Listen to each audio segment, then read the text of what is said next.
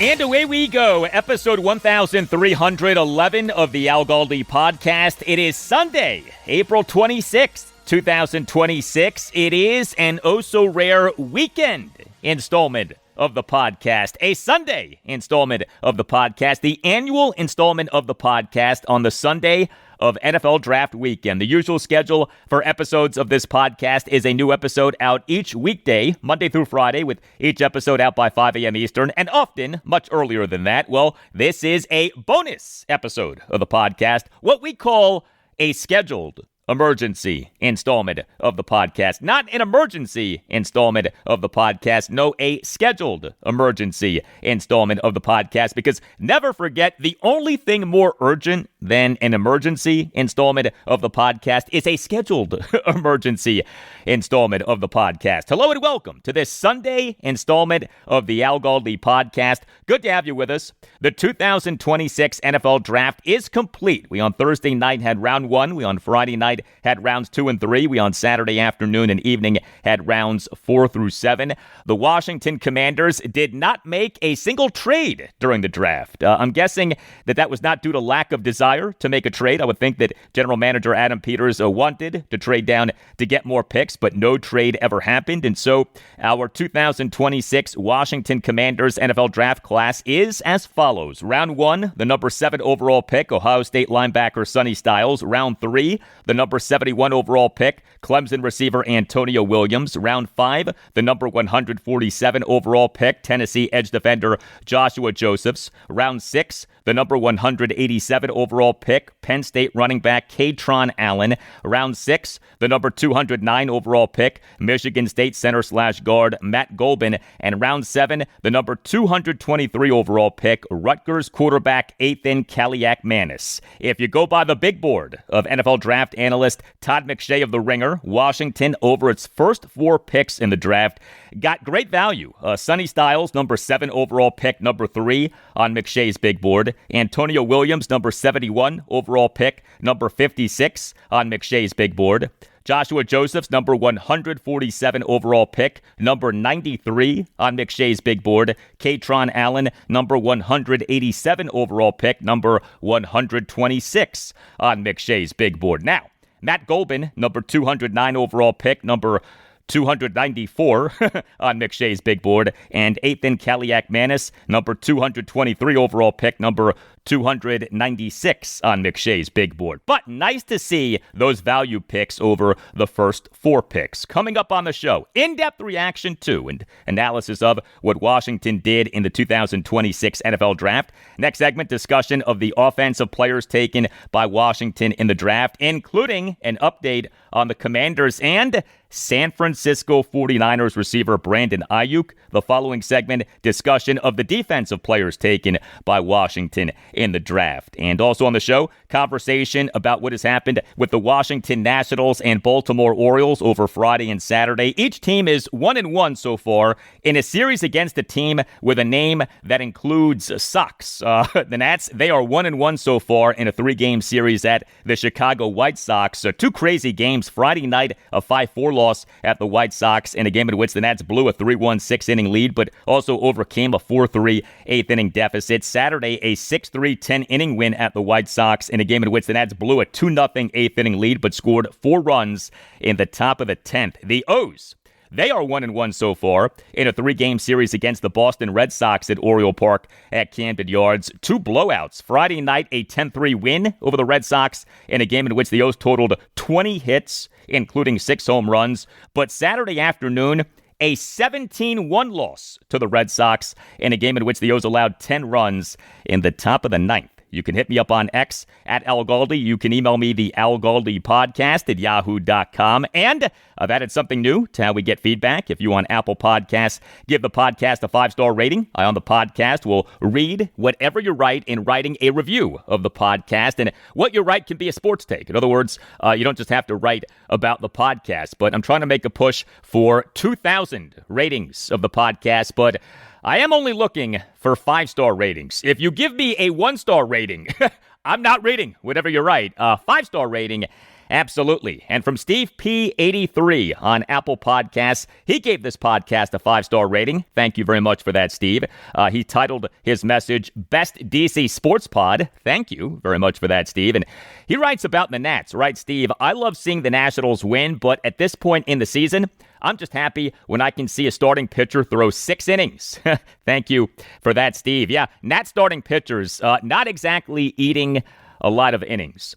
Nat starting pitchers are doing intermittent fasting when it comes to eating innings. Now, in fairness to these guys, and this ties into the Nats now being in on analytics and sports science like never before, the trend across MLB is starting pitchers not eating a lot of innings. There in baseball used to be the phrase 5 and dive. That was a negative phrase for a starting pitcher who usually did not last for more than 5 innings, 5 and dive. Now, so many starting pitchers in MLB are 5 and dive pitchers.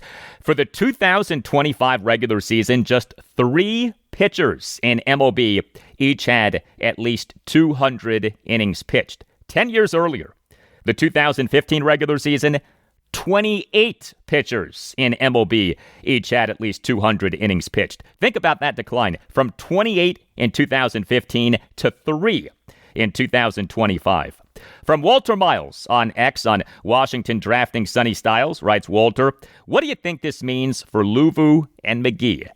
Thank you for that, Walter. So, assuming that defensive coordinator Durante Jones is going with a Brian Flores-style defense, there should be plenty of opportunities for the team's top 3 linebackers in Sonny Styles, Leo Chenal, and Frankie Luvu, especially with each guy profiling as someone who can be used in multiple ways, including as a pass rusher.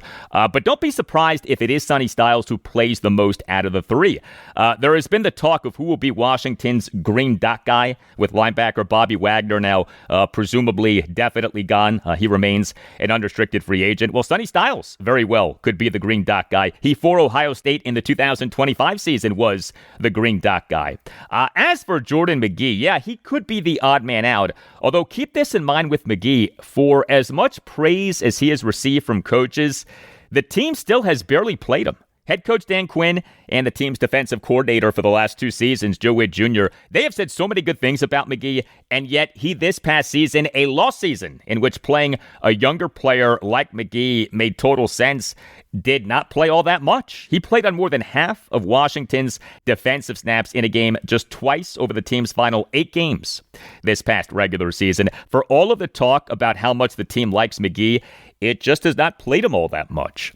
Hey, my wife just ordered eyeglasses from Warby Parker. They are en route, and the process of buying the eyeglasses could not have been easier. Warby Parker, W-A-R-B-Y Parker. Nothing comes close to the quality, price, selection, and customer service of Warby Parker, which has revolutionized buying eyeglasses. Once you buy from Warby Parker, you realize how much easier it has made the entire process. Warby Parker's virtual try-on is a total game changer. You literally can try on glasses from your phone before you buy them. You just point your camera and boom, you see tons of frames on your face in real time. Warby Parker's prescription glasses start at $95, so you can actually get quality and stylish frames at an affordable price. And Warby Parker doesn't just offer incredible prescription glasses. It has everything that you need for happier eyes, including contacts, online eye exams, and sunglasses. Warby Parker is covered by major eye insurance plans. And how about this? With Warby Parker,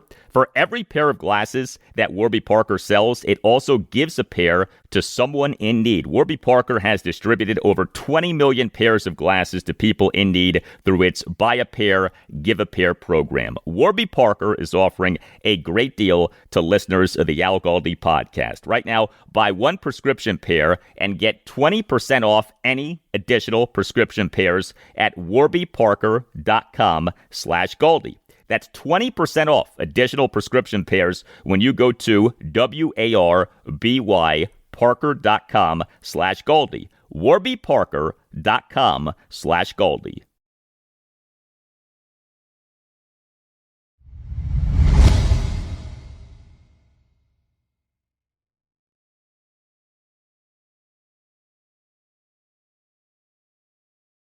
So 4 of the Washington Commanders' 6 picks in the 2026 NFL Draft were spent on offense. Washington on Friday night took Clemson receiver Antonio Williams in the 3rd round. The Commanders took him with the number 71 overall pick. Washington on Saturday afternoon took Penn State running back Kaytron Allen in the 6th round. The Commanders took him with the number 187 overall pick. Washington on Saturday evening took Michigan State center/guard Matt Gulbin in the 6th round. The Commanders took him with the number 209 overall pick. And Washington on Saturday evening took Rutgers quarterback Athan Kaliakmanis in the 7th round. The Commanders took him with the number 223 overall pick. Now, before we go any further, an update on estranged San Francisco 49ers receiver Brandon Aiyuk. So, of course, the widespread expectation is that Washington will sign him if/when the Niners release him, given his relationship with Washington's QB1 Jayden Daniels and history with Washington's general manager Adam Peters. The Niners, though, continue to posture as if they believe that trading Aiyuk is realistic. Here was NFL insider Ian Rappaport of NFL Network on Saturday afternoon during the NFL Network coverage of rounds 4 through 7 of the draft. Let's talk about Brandon Aiyuk, because obviously that is going to be a receiver that's going to be in the news over the next several months. The 49ers have already been very, very clear. He is not going to play for them. Due $27 million in salary. None of it is guaranteed, mostly because they took away his guaranteed for stopping showing up to rehab earlier this year. They are expected to release him. They just haven't done it yet. What the 49ers would like to do is trade him. The Washington Commanders are expected to have interest. I would say significant interest, but they don't want to make a move for him because they know that the 49ers are going to release him. And the 49ers don't want to release him because they believe the Commanders want him and would potentially trade for him, which is why we're in this situation right now. My belief, eventually, is that Aiyuk will be playing with his good friend Jayden Daniels for the Commanders. But how and when it actually happens will probably be something we are discussing for the rest of the spring. So Ian Rappaport on Washington and Brandon Aiyuk, quote, "The Washington Commanders are expected to have interest, I would say significant interest," end quote. No surprise that Rappaport said that, nor was it surprising that he indicated that this saga still could take a while. Now, of course, I would much prefer that Washington sign Aiyuk as opposed to trading for Aiyuk, although, the trade could be something like a 6th-round pick for Aiyuk and a 7th-round pick. Like, I totally could see the trade compensation being that low. I am okay with Washington acquiring Aiyuk, but only under the following 3 conditions. A, the contract is a low-money, team-friendly deal. B, Aiyuk is healthy. And C, Washington is confident that Aiyuk will be on his best behavior, and given his past with Adam Peters and Jayden Daniels, you'd like to think that the team would have a good handle on if Aiyuk is sincere about being on his best behavior. But it is important to understand that this guy has not played in an NFL regular season game since October 20th, 2024, when he suffered a torn ACL and torn MCL in his right knee. The 2026 season would be his age 28 season, so it's not like he's ancient, but what he now is as an NFL receiver is an unknown. All right, so Antonio Williams, he played college football for 4 seasons, all for Clemson, 2022 through 2025. He played extensively as both a slot receiver and a wide receiver. He, over his 4 seasons per ESPN, had 145 receptions, including 16 touchdown receptions as a slot receiver versus 53 receptions, including 3 touchdown receptions as a wide receiver. He is a really good route runner. Adam Peters, during his press conference late night on Friday night, called Williams, quote, an NFL route runner, end quote. Williams is athletic, including being fast. He scored an 8.58 out of a possible 10 in Kentley Platty's relative athletic score metric, the RAS or RAS metric. That ranked number 596 out of 4,196 receiver prospects from 1987 through 2026. So Williams, at the 2026 NFL Scouting Combine at Lucas Oil Stadium in Indianapolis, registered a 40-yard dash time of 4.41 seconds. He can help on returns. He, in his collegiate career, had 39 punt returns and 1 kickoff return. He is a smaller receiver. Williams, at the combine, measured as being 5'11 and half of an inch and 187 pounds. And it did stand out that 5 bigger receivers were taken shortly after Washington drafted Williams. So the New York Giants, with the number 74 overall pick, took Notre Dame receiver Malachi Fields. He, at the combine, measured as as being 6'4" and half of an inch and 218 pounds.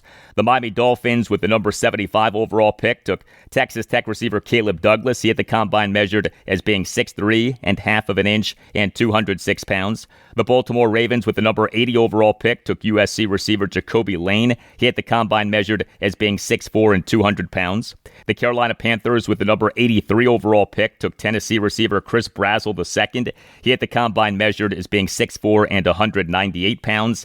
The Tampa Bay Buccaneers, with the number 84 overall pick, took Georgia State receiver Ted Hurst. He at the combine measured as being 6'4" and 206 pounds. So this is going to be interesting to follow. All of these receivers who were taken in the third round after Washington took Antonio Williams in the third round. How does he do? How do these other guys do? But Adam Peters is a big fan of Antonio Williams. Peters did a press conference late night on Friday night. Here was Peters during his opening statement of the presser, and then you'll hear a back and forth between Commanders insider John Keim of ESPN and Peters. Antonio Williams, Clemson, wide receiver. Really impressed by Antonio. We had him in on a 30 visit and really liked him. Lance Newmark and I went out there during the season and got a chance to talk to Dabo and Woody McCorvey out there. They spoke extremely highly of him. Dustin Reagan, our area scout, really swears by him. Had a great talk with him before we made the pick. And so really a top-notch young man. Super hard worker, consistent, the same guy every day. High FBI, can multi-align, understands the game, understands zone, understands man, understands how to win. And he's super competitive. He's super tough. Played through broken ribs last year in 2024. Really fought through a hamstring injury this year, which really limited his his production, but played through the whole thing. So this guy's a tough kid. And you go back and watch his 2024 film, you really get to see what a special talent he is. I'd describe him just a great athlete. Great athlete, really fast. And he's fast in a lot of different ways. He's fast at the 40 time. The GPS is really, really high on him in game. And then the old scout's eye, you see him, he plays fast and he plays at a high level. He's an NFL route runner. He can win versus press. He can beat man coverage. And so we really like the versatility of him as well. He can play inside. He played a lot of inside this year. He played outside last year. And that's really the thing that differentiated him from a lot of guys is winning outside and winning against really good players outside, especially in 2024. So NFL route runner, there's just a lot of really, really good things about him and just all around great package. So thrilled to have him, thrilled to add him into the wide receiver room, and just happy, good couple of days here. So go ahead. With the inside-outside, how would you project him or see him here, and what skills allow him to be productive maybe inside and out? Yeah, that's a great question. Well, I think I think he can play ZNF or Z in slot, and so he'll work at both of those. The things that he can show you can play outside. He's not huge, but he's not small. He's just a hair under 6 feet, and he's a really tough player, and he's got really good releases, and he plays really fast. So those things allow him to win on the outside versus bigger corners. So even though he's not a 6'4" guy, he can still win on the outside, and his speed and his releases and his route running and his details allow him to do that. And the same thing with inside is he can win with his quickness as well. Was there a game that jumped out to you when you were watching him? I think there's a lot of games. I think the one that really sold it for me was playing Georgia in 2024, and just seeing him play outside and just seeing him win like you see NFL guys win on Sundays. And we heard Adam Peters discuss the toughness of Antonio Williams. Great to hear about that. More on that. We late night on Friday night had this exchange between Les Carpenter of the Washington Post and Adam Peters. When you talk about toughness, how much do you value that at a position like receiver where so much is involved with skill and speed and things? Does toughness really matter more in your mind or as much? I mean, where is that as a value kind of thing when you evaluate a guy? It's very important, and it's very important for a lot of different reasons. just mental and physical toughness, and that's every single position in football. You got to be tough both mentally and physically, and he showed both of those things, just pushing through injuries and then also on the field, the way he blocks. I don't think I mentioned that earlier. He's a good blocker as well. He's a willing blocker. He's a tough blocker, and he's willing to sell out over the middle. There's a lot of plays where he's pretty. He's exposed, but he'll go up and get it, and he's not worried about getting hit. And that impressed me a lot, too, actually. I saw that, and, I wasn't expecting that. And then seeing that on the tape, it was really a pleasant surprise. Okay, so add blocking to things that Antonio Williams does well. Now, regarding him being a smaller receiver, and look, he's not tiny, but 5'11 and half of an inch and 187 pounds. The listed heights of the two other receivers drafted by Adam Peters over his now 3 NFL drafts is Washington GM Luke McCaffrey, 6'2", Jalen Lane, 5'10". We late night on Friday night had this exchange between Mitch Tisler of Monumental Sports Network and Adam Peters. Hey, Adam, when you look at kind of your draft history of wide receiver here, is it fair to say that height, size isn't necessarily a dominating trait that you guys are concerned with? And I guess why would that be? No, I think it's just kind of how the board falls and how we're looking at guys. And, I think in this particular case, and every case is different, but he's not huge, but he's not small either, and neither is Luke. Luke's pretty big too, and so where they're not the 6'2", 6'3", 6'4" guys, but they can play, and they can run and they can do the other things that maybe allow you to play outside. Yeah. Well, while we're talking Luke McCaffrey and Jalen Lane, so they, like Antonio Williams, are viewed as primarily being slot receivers. Washington now has quite a few options for slot receiver 1. McCaffrey versus Lane versus Williams. So we late night on Friday night had this exchange between Commanders insider Ben Standig of Last Man Standing on Substack and Adam Peters. You're saying he can play obviously outside, but he was inside last year. Does that change anything for you in terms of how you looked at Luke or Jalen, 2 guys you've drafted recently as well? No, it's just great competition. It really is, and those guys will all battle. And I think I really like the competition, and they're all highly competitive guys, and they're good teammates. So I think it'll add to a really good culture in that room, and with Coach Ingram. Obviously, free agency, whenever this draft is over, will probably open up again. You've added enough players? Do you feel like you kind of have your room, or do you still think you're going to add more? We're always adding, all the way till the last game. Yeah, like, say, I don't know, Brandon Aiyuk. Kaytron Allen. So let me right away say this. Kaytron Allen is my pick to be the MVP for the Washington Commanders in the 2026 preseason. This guy so profiles as someone who fans are going to love and who will excel in the preseason and maybe even be a major factor in the regular season. Kaytron Allen is this season's Ja'Cory Krosky-Merritt, is this season's Bill. Allen played college football for 4 seasons, all for Penn State, 2022 through 2025. He has the following rankings in Penn State football history. Number 1 in regular season and postseason rushing yards, 4,180. Number 1 in regular season and postseason rushing attempts, 769. Number 3 in regular season and postseason rushing touchdowns, 39. Number 5 in regular season and postseason all-purpose yards, 4,711. Number 9 in regular season and postseason 100-yard rushing games, 13. If you watched Kaytron Allen at Penn State, or if you just watched highlights of him from his time at Penn State, this guy is a tough, physical, punishing runner. He would seem to be the Chris Rodriguez Jr. replacement. And then there is the nickname. Kaytron Allen's nickname is Fat Man. Yes, Fat Man. Fatman. Fat Man. Why Fat Man? Well, that comes from him being heavy as a baby. But it's a funny deal. It was 10 years ago, 2016, that the Redskins had Fat Rob Kelly as an undrafted rookie running back. Now in 2026, the Commanders have fat man, Kaytron Allen, as a 6th-round rookie running back. Washington Assistant General Manager Lance Newmark, he did a press conference on Saturday night. This was Newmark during the presser on Fat Man, Kaytron Allen. In the 6th round, at pick 187, we took Kaytron Allen.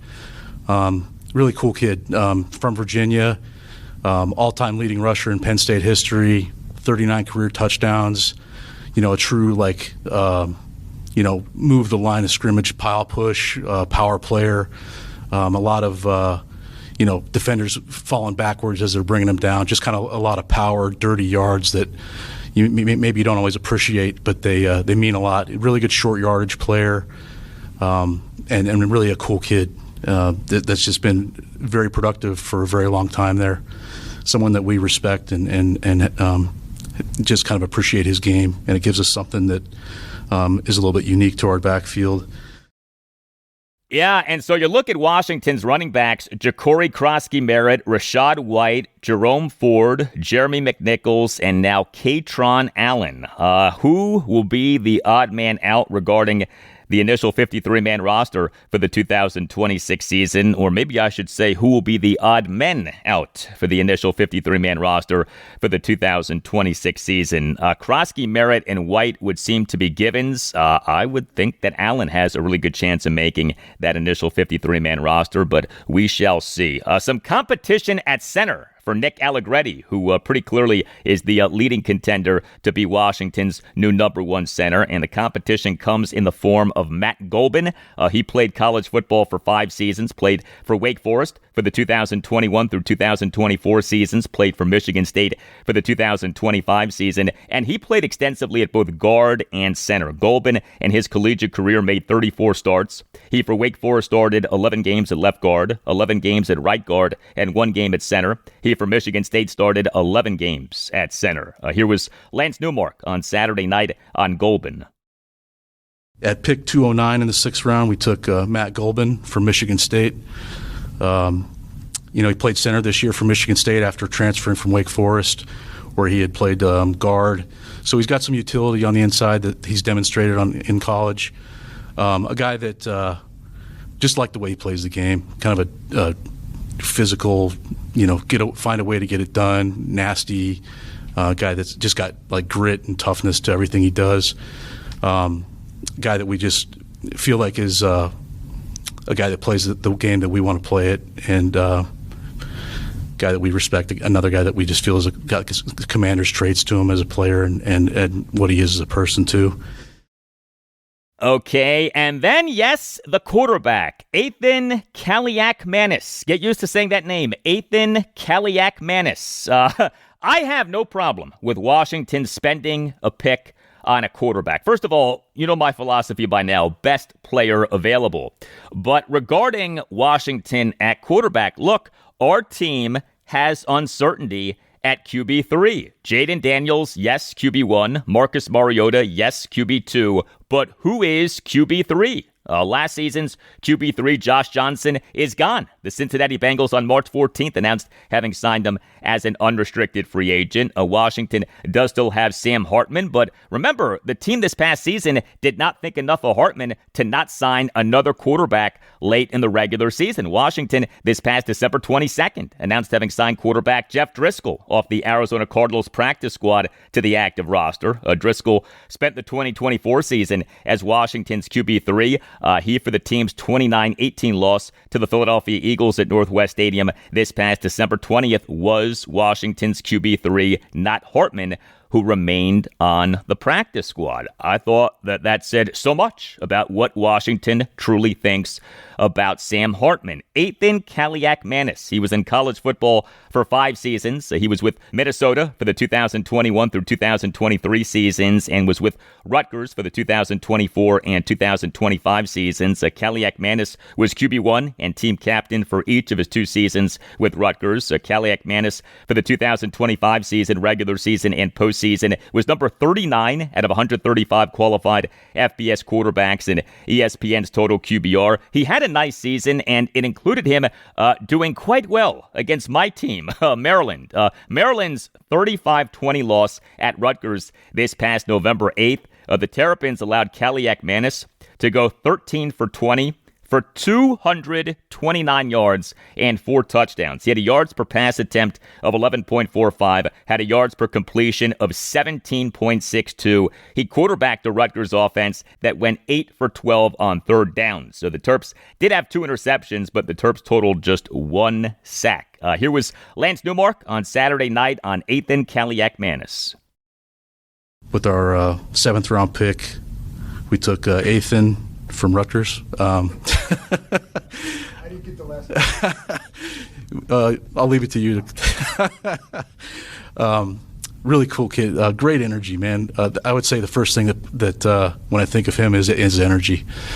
Just a guy that truly loves the game of football, passionate about the game of football, and really saw his career really take off late in his career. He, statistically everything popped. Last year, completion percentage, led the Big Ten in passing yards, touchdown interception ratio, everything improved. Everything is on the upswing with him in terms of production. And like I said, just a guy that brings great energy and love of football to your building and to your room. Well, as we know, there is no such thing as having too many good quarterbacks. And specific to our team, especially off Jaden Daniels playing in just 7 of Washington's 17 games this past regular season due to getting injured 4 times. Heck yeah. Who the team's QB3 is matters. And the team having quarterback depth matters. Now, who knows if Athan Kaliakmanis will be any good in the NFL, all right? But the team adding a QB3 option makes total sense. We on Saturday night had this exchange between Ben Standig and Lance Newmark. Hey, Lance, considering the importance of quarterback, how much of a priority is it to say, hey, in any given year, if there's somebody there, wherever the draft, especially day 3, it's important to get that because you always have to fortify that position? Yeah, I mean, it's obviously critically important, like you said, and it's unique. I think every year you look to see if someone makes sense with where you are roster-wise. Obviously, we are where we are with Jaden and with Marcus and with Sam. So this guy at this time just made sense we liked a lot about him, and we wanted to always see if we can address that position. I think you're always looking at that, like you said, every year to see if somebody makes sense to add, and if you see developmental qualities and how that might create competition and make the rest of the people in the room even better. So he just made sense on a lot of levels for us. So we're excited to add him.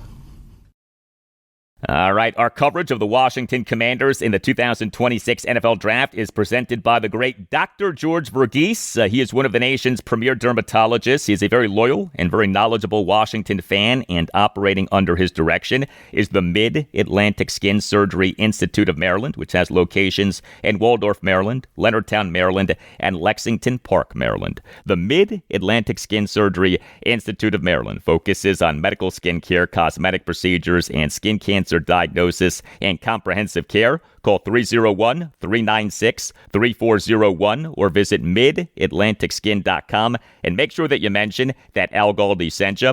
Dr. Verghese and the Institute can help you or someone who you care about with any of a number of dermatological needs. If you're dealing with allergic reactions, if you're dealing with acne, psoriasis, or eczema, if you're interested in procedures like Botox, laser hair removal, chemical peels, or smart lipo, which is the latest in body sculpting technology, call 301-396-3401 or visit midatlanticskin.com and make sure that you mention that Al Galdi sent you. Also, Dr. Verghese and the Institute offer free skin cancer screenings to anyone considered a new patient, and Dr. Verghese and the Institute offer advanced treatments for skin cancer, including painless and scarless skin cancer treatment. 301-396-3401 or midatlanticskin.com, and make sure that you mention that Al Galdi sent you.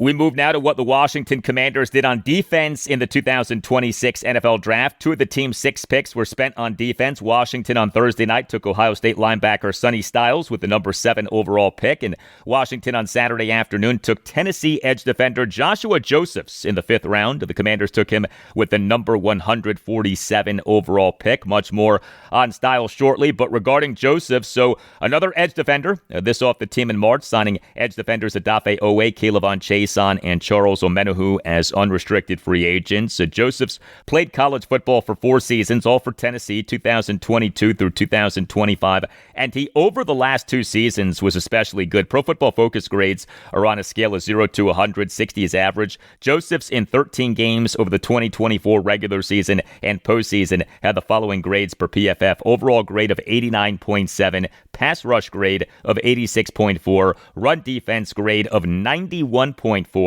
which was number 1 among all qualified edge defenders in the FBS. Josephs, over 11 games in the 2025 regular season, had the following grades per PFF. Overall grade of 87.1, pass rush grade of 90.6, run defense grade of 77. So the guy has excelled both as a pass rusher and in run defense. He is athletic. He scored an 8.56 out of a possible 10 in Kentley Platty's relative athletic score metric. That ranked number 327 out of 2,257 defensive end prospects from 1987 through 2026. And he has extreme arm length. All of the talk about the Miami edge defender Ruben Bain Jr., who was taken by the Tampa Bay Buccaneers at 15 in the 1st round, him having short arms. Josephs has long arms. He had the 2026 NFL Scouting Combine measured as being 6'3" and 242 pounds, but having an arm length of 34.25 inches. Here was Washington Assistant General Manager Lance Newmark during his press conference on Saturday night on Joshua Josephs. Joshua Josephs in the 5th round, a guy that, we had alignment on kind of across the department, scouts, coaches, R&D, a lot of belief in this kid. And he's a well-rounded player. He's a good player versus the run. He's a pass rusher that he impacts the game. And we feel like there's still more to come in that part of it. The one constant you kind of feel with him is his length. He's got, excellent length. You really feel his range with his upper body and his ability to affect the passer and impact the run game with just how long and rangy he is with his upper body.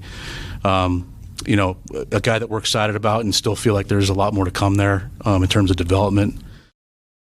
All right, and we later, from Lance Newmark on Saturday night, had this on Joshua Josephs regarding how he can help to create turnovers.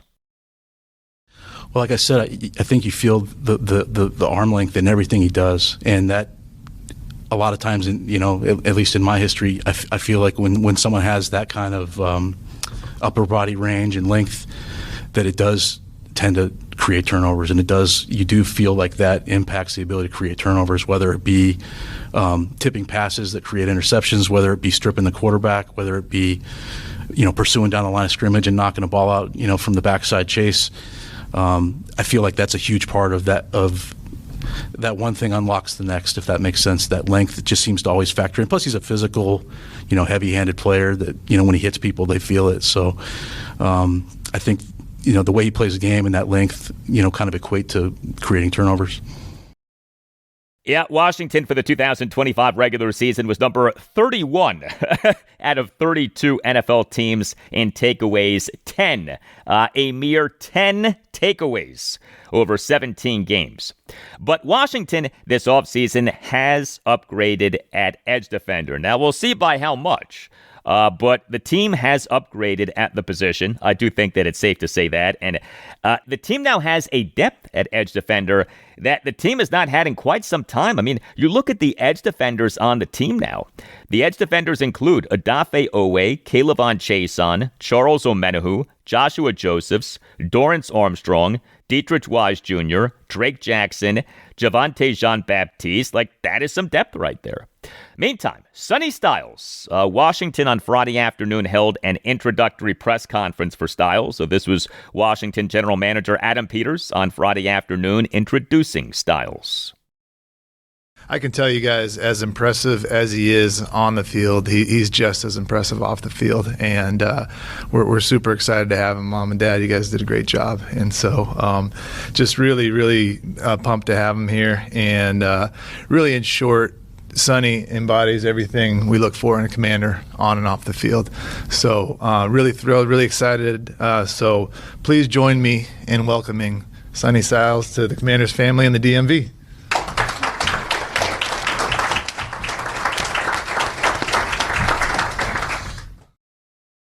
Adam Peters on Sonny Styles, quote, Sonny embodies everything we look for in a commander on and off the field, end quote. And I know that some of you cringe when you hear that because of your disdain for the name Commanders. But Sonny Styles is regarded as not just a good player, but also a player who has the intangibles that you look for. Styles, this past August, was given the honor of wearing Ohio State's coveted Block O jersey for the 2025 season. I read to you from the official site for Ohio State football, quote, Ohio State's tradition of awarding the Block O is inspired by one of the all-time greats to ever don the scarlet and gray, Bill Willis, a defensive end whose career spanned from 1942 through 44. Willis was an All-American and national champion during his time with the Buckeyes. He later went on to break the color barrier in the National Football League as a member of the Cleveland Browns and was inducted into the Pro Football Hall of Fame as well as the College Football Hall of Fame, end quote. And regarding why Styles got the Block O, we had this from the official site for Ohio State football this past August. Quote, Willis's number 99 is retired at Ohio State, and what he stood for, toughness, accountability, and the highest of character, are values that the current-day Buckeyes strive for every day, and nobody better exemplifies those traits than Styles, which is why Day and his staff chose him to represent the number 0 jersey this year, end quote. And Day, of course, is Ohio State head coach Ryan Day.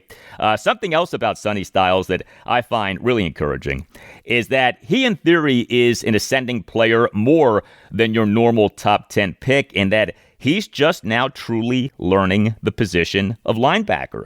Styles played college football for 4 seasons, all for Ohio State, 2022 through 2025. He was a safety for the 2022 and 2023 seasons and was a linebacker for the 2024 and 2025 seasons. I have heard some nitpicking of Styles as a player, and I'm like, okay, fine.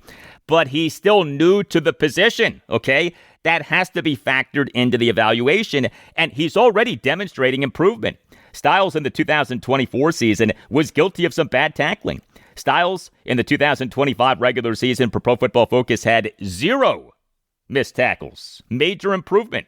We on Friday afternoon had this exchange between Commanders insider John Keim of ESPN and Sonny Styles. And then you'll hear an exchange between Commanders insider Liam Griffin of the Washington Times and Styles. And then you'll hear an exchange between Commanders insider Nikki Javala of The Athletic and Styles. Sonny, John Keim, ESPN. I'm curious, now that you're sitting up here as a first-round pick, what was your reaction when you got moved to safety? And then when did you feel you became a guy who could be a linebacker at this level? Yeah, so when I came in at safety my first 2 years, it's kind of what I've been playing my whole life. Switched to linebacker to my sophomore year. I think when I got to the end of my sophomore year, I really wasn't where I wanted to be. And I ended up switching, sitting down with the coach, head coach, coordinator. Felt like it was best for the team, felt like it was best for me. And, I was happy to do it. I attacked the role, maximized the role, just wanted to help the team win. And I think it worked out for me. Hi, Sonny. Liam Griffin with the Washington Times. You come from an NFL bloodline. I'm curious, is there any advice that your dad has given you about this experience and the transition going from college to the NFL? Yeah, he talked a lot about finding a vet in the room, whether it be on my side of the ball, on the offense, just finding a guy that you admire the way he works, and, kind of learning from him. Getting all the little nuggets from him, and just being coming in with humility and the willingness to learn, open-minded. Hi, Sonny. Nikki Javala with The Athletic. Who helped you the most as you transitioned from safety to linebacker, and how do you think your safety background helps you at that position? I say it helped me the most. I would say Coach Laurinaitis, then my dad. Spent a lot of time watching ball with them, My dad, he got his own stuff going on, but he'd come in the building and watch tape with me. Obviously he's a former linebacker, but then Coach Laurinaitis, obviously my position coach, he put a lot of belief in me. When I switched to linebacker, he texted me and said, hey, you're going to be a first-round pick. And, for him to say that after, my first 2 years playing safety, it was okay. I wasn't on projection to be that yet. And, to hear that from your coach means a lot. So, I was super happy when he did that. And, I think those 2 guys are a big reason why I succeeded at the position. And Coach Laurinaitis is Ohio State linebackers coach James Laurinaitis, who was a stud linebacker for Ohio State for the 2005 through 2008 seasons, and then played in the NFL primarily for the St. Louis Rams. And for those of you who were/are pro wrestling fans, James Laurinaitis is the son of Joe Laurinaitis, who was Animal, one half of one of the greatest tag teams in pro wrestling history, the Road Warriors. Long live the Road Warriors. And regarding Sonny Styles coming from an NFL bloodline, Sonny's dad, Lorenzo Styles, he was a linebacker for Ohio State for the 1992 through 1994 seasons and played in the NFL for the 1995 through 2000 seasons, including being on the 1999 Super Bowl champion St. Louis Rams. And Sonny's older brother, Lorenzo Styles Jr., he was a receiver for Notre Dame for the 2021 and 2022 seasons and was a cornerback for Ohio State for the 2023 through 2025 seasons. I really liked the following answer from Sonny Styles on Friday afternoon. We on Friday afternoon had this exchange between Commanders insider Ben Standig of Last Man Standing on Substack and Styles. The scratching the surface comment, we've heard that. You just mentioned it a minute ago. What does that mean to you? When somebody says you're just scratching the surface, what do you kind of see as the vision for yourself? Yeah, I have high expectations for myself. I don't think the goal for my career was just to get to the NFL, and that was it. Round of applause. I think it's. I'm happy to be here, and I'm happy for the moment. But there's still so much work to be done. I was in year 2 at the position last year. I thought I played fairly well, but I watched myself. I know I have so much more in the tank. In all facets of the game, there's so much more to work on. Yeah, so Sonny Styles right there coming off as humble and self-aware and driven, of course, all great qualities. I, on Friday's show, episode 1310, said that it very much seemed to me that Adam Peters, in drafting Sonny Styles, took the best player available on Washington's draft board at the time of the pick. I now believe that even more. Peters, during his press conference late night on Thursday night, was beaming, and he raved about Sonny Styles in a way that is hard to fake. You by now probably have seen the viral video of Los Angeles Rams head coach and former Redskins offensive coordinator Sean McVay late night on Thursday night during a joint press conference with the Rams general manager Les Snead, looking, shall we say, less than enthused about the Rams taking Alabama quarterback Ty Simpson with the number 13 overall pick in the draft. Well, the way that Peters looked during his press conference late night on Thursday night was the exact opposite of how McVay looked. Here was the opening statement of Adam Peters' press conference late night on Thursday night, and then you hear a back and forth between John Keim and Peters. And this cut is about 5 minutes long, but there's a lot of good stuff here. Here you go. Good evening, everybody. I've been smiling ear to ear for a while now. After all the high fives and everything, and kind of settled in. But we got Sonny Styles, and for I can't tell you how many reasons why we liked him, but it's you can go on and on about him, and we're thrilled to have him. And so to pick Sonny Styles with the 7th pick, didn't think he was going to be there. Thought there was a low chance. There was a chance, but it was an easy pick when he was there and we were on the clock. So a little bit about Sonny. I think he's a true commander. He is a true commander through and through, and that's what makes one of the many things that makes you smile. And you're going to get an outstanding person in this building, an outstanding competitor, an outstanding football character, everything across the board. And so, first and foremost, a human, great family. I got to meet them at the pro day, and he's just kind of everything you want there as a football player and a guy in your building, in your bloodstream. So, a little bit about Sonny as a player. He's huge. He's really it's just amazing. He's 21 years old. He's a young guy. He's just scratching the surface, but he's an elite athlete, elite size, elite length, and he's just scratching the surface as a linebacker. And he's already really good, and he's only going to get better. That's what gave me a lot of confidence too, is that he's going to get better. And we have the people in this building with our coaching staff and the support staff to get him there, and then himself. He's the type of person who will reach whatever potential he has. He will reach that potential. He's humble. He's driven. He's just kind of checks every box. And so it made it an easy pick. We had a great visit with him on the 30 visit.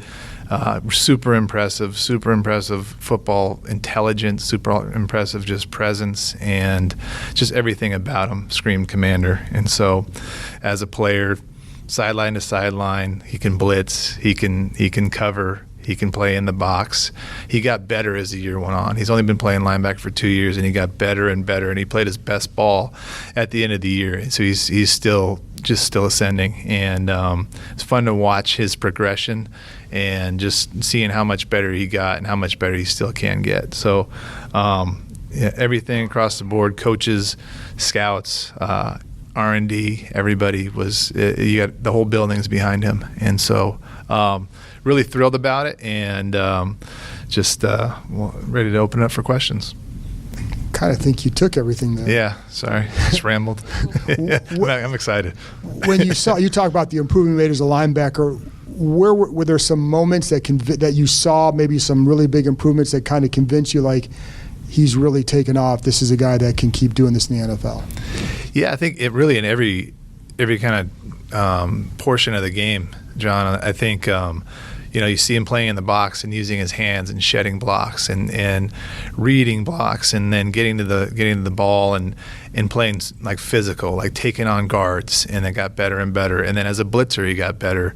And I think he's just scratching the surface there, and he's going to be a great blitzer. And so all those things that come with changing positions.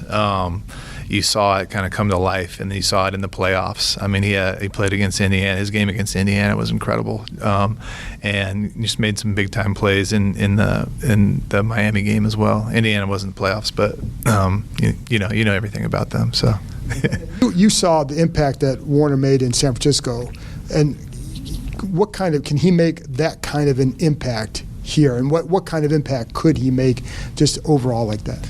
Yeah, I probably don't want to make the mistake of getting into comparisons on that, because Fred's, he's a gold jacket. So, if he can be like Fred, then we're all going to be really happy.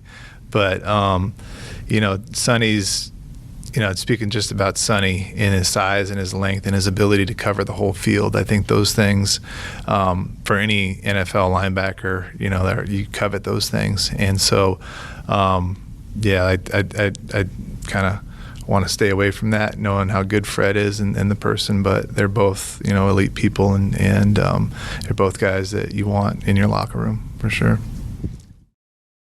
Yeah, so much good content from Adam Peters right there, but what stood out to me, maybe as much as anything, was Peters saying that Styles is, quote, just scratching the surface as a linebacker, and he's already really good, and he's only going to get better, end quote. Hey, if you have a case, contact Chris Nace. Contact the Nace Law Group, accident and injury lawyers. If you feel that you've been wronged, if you think that you've been wronged but aren't sure, contact the Nace Law Group, accident and injury lawyers, and mention that Al Galdi sent you. You could call 202-902-7611. You could also visit WashingtonDCInjuryLawyers.com and submit for a free, no-obligation case review.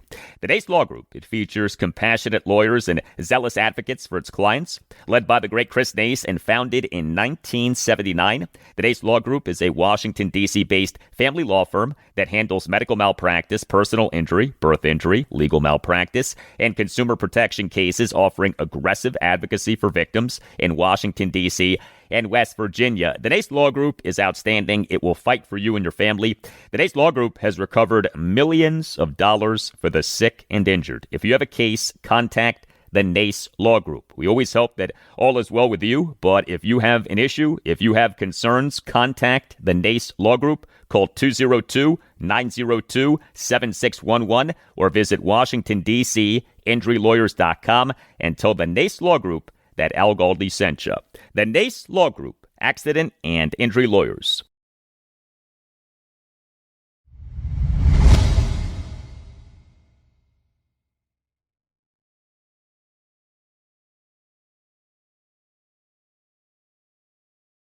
The Washington Nationals in MLB's 2026 regular season now have played 28 games. 5 of them have been extra inning games. A lot of wild back and forth games for the Nats. This is what happens when you have a very good offense and very bad pitching. The Nats over Friday and Saturday played the first 2 games of a 3-game series at the Chicago White Sox. Friday night, a 5-4 loss at the White Sox in a game in which the Nats blew a 3-1 6-inning lead, but also overcame a 4-3 8th-inning deficit. Saturday, a 6-3 10-inning win at the White Sox in a game in which the Nats blew a 2-0 8th-inning lead, but scored 4 runs in the top of the 10th. The Nats in MLB's 2026 regular season now are 12-16, including 2-3 in extra inning games. So many of these Nats games feature the team blowing a lead as the bullpen just is so bad. But as bad as the bullpen has been, the offense has been that good. Now, the Nats so far in this series have been so-so offensively. The 5-4 loss at the White Sox on Friday night, 4 runs, 6 hits, which were a home run, a double, and 4 singles, 5 walks, 1 for 6 with runners in scoring position. Also, the Nats had 2 bad outs on the base paths. James Wood, he is the Nats starting right fielder and number 1 batter, 0 for 2 with 3 walks and 2 strikeouts. He got picked off at first base. Wood, in the top of the first, drew a 5-pitch walk, but he then got picked off at first base for the first out, and it wasn't even close. Wood, in his attempt to slide back to first base, essentially just fell down on the infield dirt well in front of first base. And the Nats, in the top of the 5th, had Luis Garcia Jr. on first and Nasim Nunez on third with no outs, but Nunez got tagged out in a rundown between third and home off Drew Millis squaring the bunt, but not actually bunting on a potential squeeze play, though the Nats did end up scoring 2 runs in the inning. And then in the 6-3 10-inning win at the White Sox on Saturday, the Nats had an odd game offensively. They had just 6 hits, which were a double and 5 singles, and the Nats struck out 15 times, but the Nats drew a whopping 10 walks and went 3 for 12 with runners in scoring position. Did struggle against White Sox starting pitcher Noah Schultz, who the White Sox took with the number 26 overall pick in the 2022 MLB first-year player draft out of a high school in Illinois. He had just his 3rd career MLB regular season game and start, allowed 2 runs in 6 innings with 8 strikeouts, though he did issue 4 walks. The offensive hero for the Nats was Nasim Nunez. He is the Nats starting shortstop and number 8 batter, went 2 for 4 with 2 2-run singles and a walk. And he had a stolen base. Nunez in the Nats 2-run 4th had a 2-out 2-run single and a left center field for a 2-0 Nats lead. Nunez in the Nats 4-run 10th had a 2-out full count 2-run single through the right side of the infield for a 6-2 Nats lead. Nasim Nunez for this regular season, 96 plate appearances, OPS of just .505.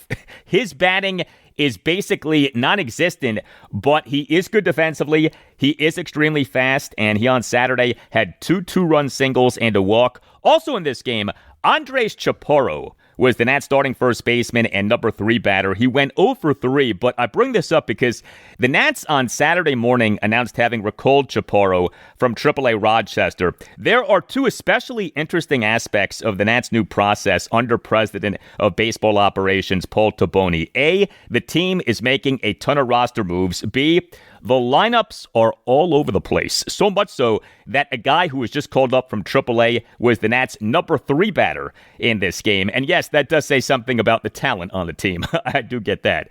Great to see Nats starting pitcher Jake Irvin have the outing that he had in the 6-3 10-inning win at the White Sox on Saturday. Irvin tossed 5 2/3 scoreless innings with 9 strikeouts versus no walks. He gave up just 4 hits, which were a double and 3 singles. He did issue a hit by pitch and the wild pitch, but he threw a lot of strikes, 88 pitches, 62 strikes, just 26 balls. Jake Irvin had a horrendous 2025 regular season. He so far in this regular season had not been good, although he in most of his starts had at least been good for a little while. But he in this game was terrific. This was Nats manager Blake Butera during his postgame session with reporters on Saturday evening on Jake Irvin. And then you hear a follow-up exchange between my co-host on the Nats Chat podcast, Nats insider Mark Zuckerman of NatsJournal.com, and Butera. Irv did a tremendous job today for us. I thought he threw the ball really, really well and was huge. He gave us a good spark, and we carried off that. He seemed like along the way to figure out that his curveball was especially effective. It was like a point he's like almost exclusively throwing that. How big of a step is that for him to kind of make that adjustment in game like that and have success? Yeah, it's huge. I think it just goes to show the type of person, competitor, student of the game Jake is, to be able to see these things as they're going on, make adjustments mid-game, mid-inning, and go off of that. Yeah, Jake Irvin on Saturday per StatCast uses curveball more than any other pitch. 32 of his 88 pitches were curveballs. The Nats, in their 5-4 loss at the White Sox on Friday night, used an opener who was relief pitcher P.J. Poulin. He tossed 1 2/3 scoreless innings, exited the game with a runner on first and 2 outs in the bottom of the second, but catcher Drew Millis threw out Sam Antonacci in his attempt at a steal of second base. And this marked the first out for starting pitcher Miles Mikolas in the game as the Nats bulk pitcher. Third consecutive turn in the Nats rotation that sees Miles Mikolas serve as a bulk pitcher as opposed to the actual starting pitcher. He officially allowed 2 runs in 3 2/3 innings. Then came reliever Richard Lovelady into the game. He officially tossed 2/3 of a scoreless inning, but he did allow an inherited runner to score. Came into the game, bottom of the 6th, runner on second, went out. Nats up 3-1. He to the third batter he faced, gave up a 2-out RBI single by Colson Montgomery to right field to cut the Nats lead to 3-2. And then Riley Cornelio came into the game, and this is what really stood out, what happened with this guy. So he made his MLB regular season debut. He allowed 3 runs, 2 earned in 2 innings. The debut did not go well. He issued 4 walks. He threw 42 pitches, just 21 strikes versus 21 balls. He, in the bottom of the 7th, allowed 2 runs, 1 earned. Began the bottom of the 7th by issuing back-to-back 5-pitch walks of Chicago's number 7 and 8 batters, Sam Antonacci and Luis Angel Acuna. Then Cornelio committed a run-scoring throwing error on a bunt by Chicago's number 9 batter, Tristan Peters, and then Cornelio gave up an RBI sac fly by Andrew Benintendi. Now, the stuff from Cornelio was good. He, per StatCast, had an average four-seam fastball velocity of 96.5 miles per hour. But while the stuff was good, the control was not. And it just was disappointing that this was what happened with Cornelio in his MLB regular season debut. This is a guy who is pretty well regarded. The Nats on Friday afternoon announced having recalled him from AAA Rochester. He was the Nats' 2025 minor league pitcher of the year. He, in the 2025 season, pitched at 3 different levels of the minors, pitched for High A Wilmington, AA Harrisburg, and AAA Rochester, but he already has been sent back down. The Nats late night on Friday night announced having optioned Cornelio back to AAA Rochester. And the Nats relief pitching in the 6-3 10-inning win at the White Sox on Saturday was not good. 4 Nats relievers combined to allow 3 runs, 2 earned in 4 1/3 innings. Mitchell Parker officially allowed 2 runs in 1 1/3 innings. He recorded 3 swinging strikeouts, but issued 2 walks and a hit by pitch and gave up a single. Gus Varland officially tossed a scoreless inning. He came into the game in the bottom of the 8th with runners on first and second, no outs, and the Nats holding a 2-0 lead. He, in the inning, retired 3 of the 4 batters he faced, but he, on the first pitch that he threw, gave up an RBI single by Everson Pereira through the left side of the infield to cut the Nats lead to 2-1. Ciano Perez tossed a scoreless bottom of the 9th despite issuing a leadoff walk and a 2-out walk. He threw 22 pitches, just 11 strikes versus 11 balls, and Brad Lord was brought in to close out the game. Not say Clayton Beater. Lord, in the bottom of the 10th, allowed an unearned run and retiring 3 of the 4 batters he faced. Also with the Nats in recent days, we on Friday learned that relief pitcher Ken Waldachuk this past Tuesday, April 21st, underwent both Tommy John surgery and an internal brace procedure on his left UCL. So he's done for the season. No surprise that he underwent UCL surgery. The Nats on April 13th announced having placed Waldachuk on the 15-day injured list due to left forearm tightness, and on April 16th announced having transferred Waldachuk to the 60-day injured list in a clear sign that he was expected to be out for a while. Waldachuk underwent Tommy John surgery on his left elbow in May 2024. Game 3 for the Nats at the White Sox Sunday afternoon at 2:10. Foster Griffin will be the Nats starting pitcher. Well, we as Washington, D.C. sports fans know a good bit about rebuilds, right? Spring is a great time of year to reset your wardrobe, but unlike the Nats rebuild, unlike our Washington Wizards rebuild, a resetting of your wardrobe doesn't take years, thanks to Quince. Quince is great.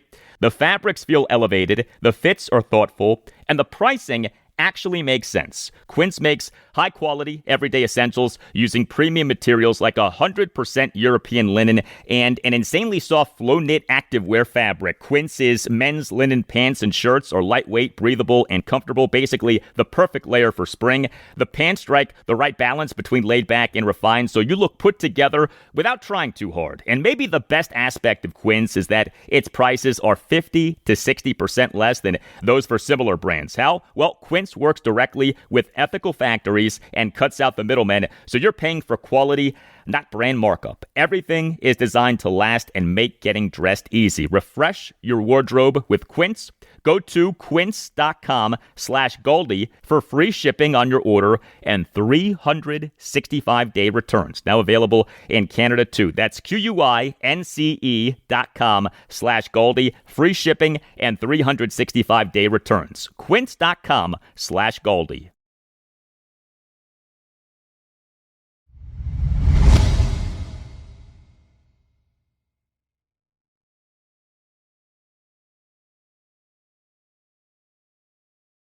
Nothing captures the up and down nature of the Baltimore Orioles right now more than what happened over Friday and Saturday. We had the first 2 games of a 3-game series against the Boston Red Sox at Oriole Park at Camden Yards. Friday night, a 10-3 win over the Red Sox in a game in which the O's totaled 20 hits, including 6 home runs. But Saturday afternoon, a 17-1 loss to the Red Sox in a game in which the O's allowed 10 runs in the top of the 9th. This also proved to be the final game for Alex Cora as Red Sox manager, as the Red Sox on Saturday night shockingly announced that the team had fired manager Alex Cora along with 5 members of the Major League coaching staff. This also was a game for which the start time was changed from 4:05 p.m. to 12:05 p.m. as the O's on Friday afternoon announced the change in start time due to, quote, forecasted inclement weather, end quote.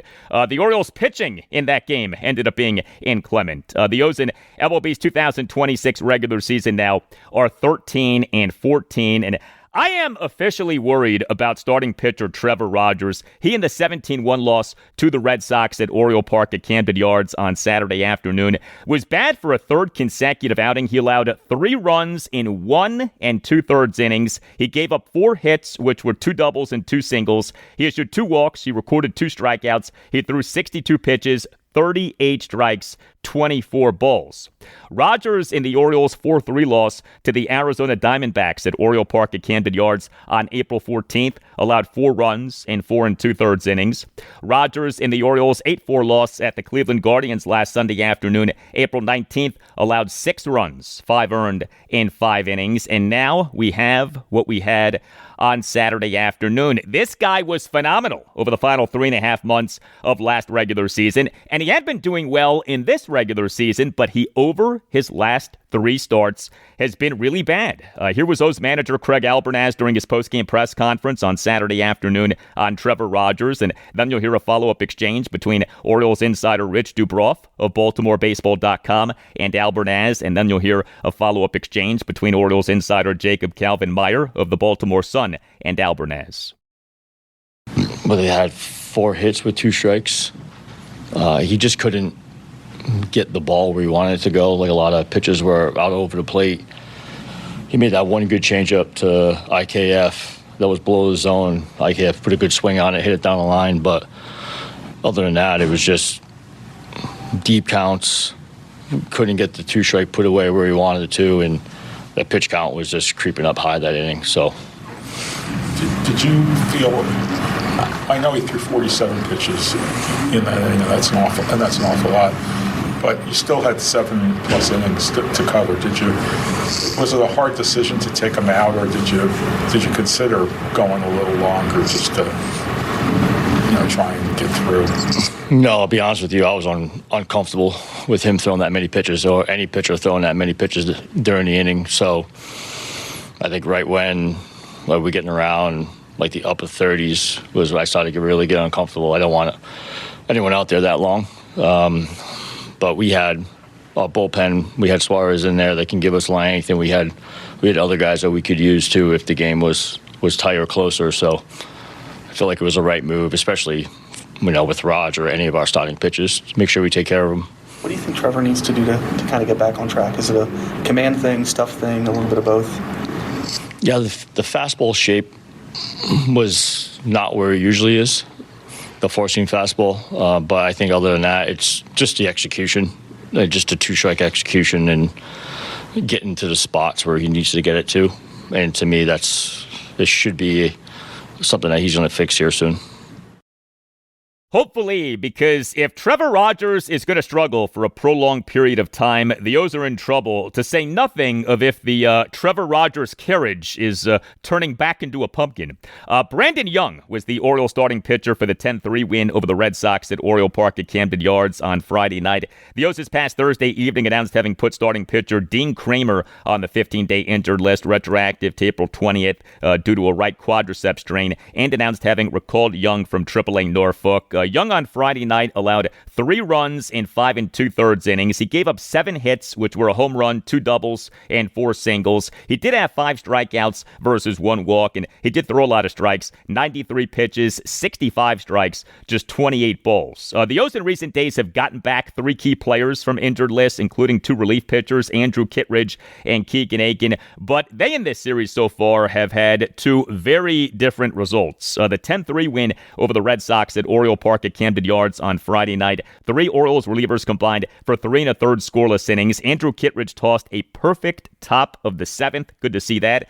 The O's on Friday afternoon announced having reinstated Kittredge from the 15-day injured list, which he had been on since March 25th, retroactive to March 22nd due to right shoulder inflammation. Also, the O's on Friday afternoon announced having option relief pitcher Jose Espada to AA Chesapeake. But the 17-1 loss to the Red Sox at Oriole Park at Camden Yards on Saturday afternoon, 3 Orioles relievers and a position player, infielder/outfielder Weston Wilson, combined to allow 14 runs, 10 earned in 7 1/3 innings. Keegan Aiken, he allowed 6 runs in 1 inning. He actually tossed a perfect top of the 8th with 2 strikeouts, but he had what ended up being a 10-run 9th for the Red Sox. Officially allowed 6 runs as he in the inning gave up a grand slam, a triple, and 4 singles. So the O's on Saturday morning announced having reinstated Aiken from the 15-day injured list, which he had been on since March 25th, retroactive to March 22nd due to a left groin strain. Also, the O's on Saturday morning announced having option relief pitcher Cameron Foster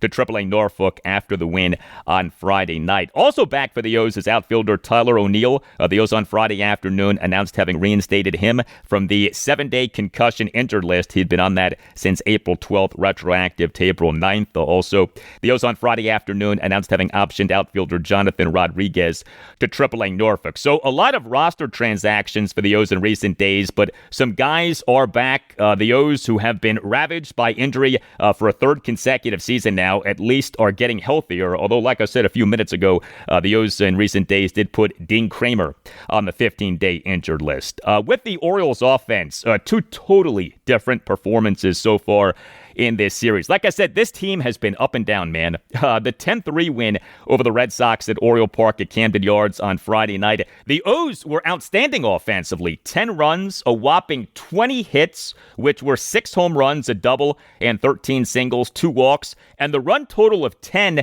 could have been even higher, as the O's went just 1 for 8 with runners in scoring position. Adley Rutschman had a monster game. He is the Orioles starting catcher and number 3 batter, went 3 for 5 with 2 2-run homers, an RBI single, and an RBI fielder's choice grounder. Samuel Basayo, he is the Orioles starting DH and number 6 batter, went 4 for 5 with a solo homer, a double, and 2 singles. Taylor Ward, he is the Orioles starting left fielder and number 2 batter, went 4 for 4 with 4 singles and a walk. Kobe Mayo, he is the Orioles starting third baseman and number 8 batter, went 2 for 5 with a solo homer and a single. But the 17-1 loss to the Red Sox at Oriole Park at Camden Yards on Saturday afternoon, the O's were really bad offensively. Just 1 run, just 6 hits, which were a double, and 5 singles, just 2 walks, 0 for 8 with runners in scoring position. The O's got worked by Red Sox ace Garrett Crochet. He tossed 6 scoreless innings with 7 strikeouts. A bright spot was Taylor Ward. He is the Orioles starting DH and number 1 batter, went 2 for 3 with 2 singles and a walk. Ward for this regular season now has an OPS of .902. He has been terrific. Also, Kobe Mayo, he is the Orioles starting third baseman and number 8 batter, went 1 for 3 with a double. Did commit a throwing error, but Mayo lately is doing well. Game 3 for the O's against the Red Sox at Oriole Park at Camden Yards Sunday afternoon at 1:35. Kyle Bradish will be the Orioles starting pitcher.